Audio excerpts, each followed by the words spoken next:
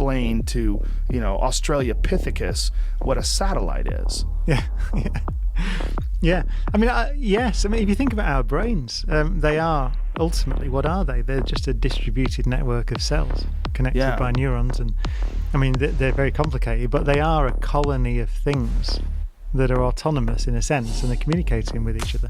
So yeah, I don't see why you can't scale that up in principle.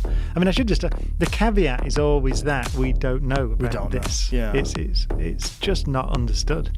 Well, I think there's something weird happening. It's physical, though. I'm damn sure it's physical. I'm damn sure that there's nothing going on in my head other than what is allowed by the laws of nature as we understand them.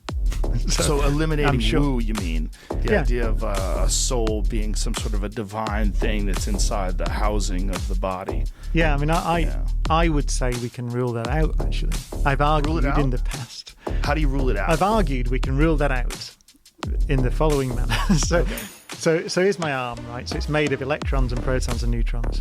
And if I have a soul in there, something that we don't understand, but it's a different kind of energy or whatever it is that we don't have in physics at the moment, it interacts with matter because I'm moving my hand around.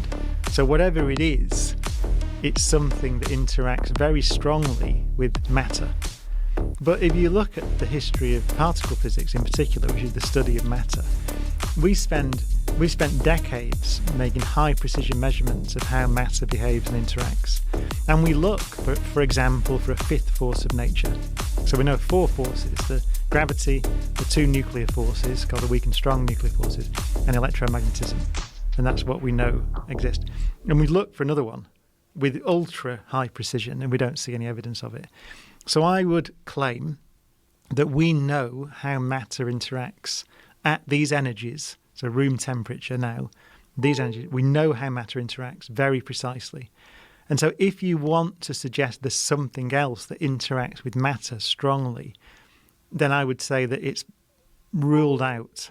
I would go as far as say it is ruled out by experiment, or at least it is extremely subtle, and you would have to jump through a lot of hoops to come up with a theory of some stuff that we wouldn't have seen when we've observed how matter interacts, that is present